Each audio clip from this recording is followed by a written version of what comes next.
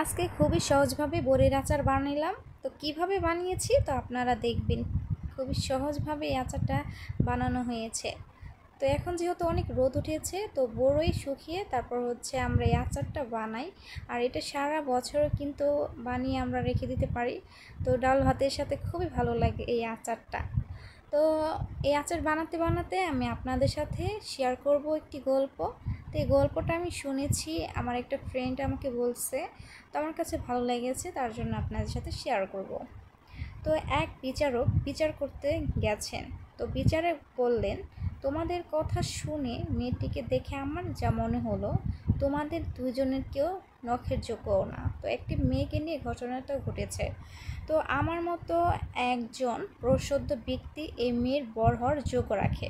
তো এভাবে বিচার করতে করতে এবং গড়াতে গড়াতে দেশের প্রধান পর্যন্ত গিয়ে ঠেকল।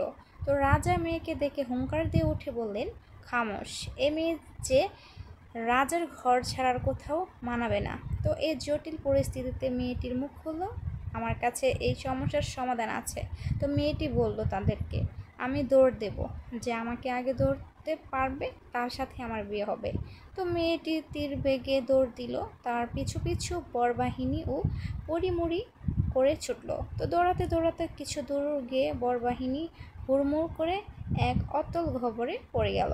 তো মেয়েটি গর্তে মুখে এসে বলল, তোমরা কি জানো আমি কে? আমি হলাম এ দুনিয়া। আমার পেছনে সমস্ত মানুষ দৌড়ায়। আমাকে পাওয়ার প্রতিযোগিতায় নেমে সবাই নিজের দিনকে ভুলে যায়। এভাবে একসময় কবরে চলে যায়, কিন্তু আমার নাগাল পায় না। তো এটাই হচ্ছে এই গল্পর মূল কাহিনী, যে আমরা সবাই দৌড়াই দুনিয়ার যে কাজ আছে এর পিছনে, কিন্তু যার জন্য আমাদের দুনিয়া পাঠানো হয়েছে এর কিছুই আমরা করি না। তো আমরা মানুষের সাথে অন্যায় অত্যাচার করি, কিন্তু এগুলো ঠিক না। আমাদের ভালো ব্যবহার করাটা ঠিক সবার সাথে, আর সবার সাথে যদি ভালো ব্যবহার করি তাহলে কিন্তু আমরা সবার মন পাই। তো এভাবে আমাদের জীবন চলতে হয়। তো এভাবে করতে করতে আমাদের কবরে সময় চলে আসে। তো এটাই হচ্ছে আমাদের জীবন।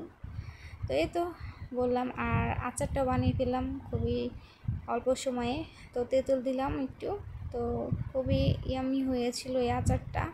তো এই আচার কার কার ভালো লাগে বলবেন আমাকে। আর খুবই সহজভাবে এই আচারটা বানানো হয়েছে। তো মশলাটা এখন বেটে নিলাম।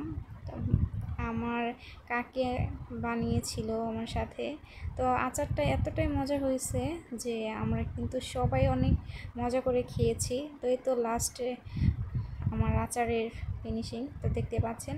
তো খুবই সুন্দরভাবে এই আচারটা বানালাম আজকে। তো আপনারা চাইলে কিন্তু এভাবে আচারটা বানিয়ে ফেলতে পারেন খুবই সহজভাবে। তো আশা করি আজকের ভিডিওটা আপনাদের সবার ভালো লেগেছে।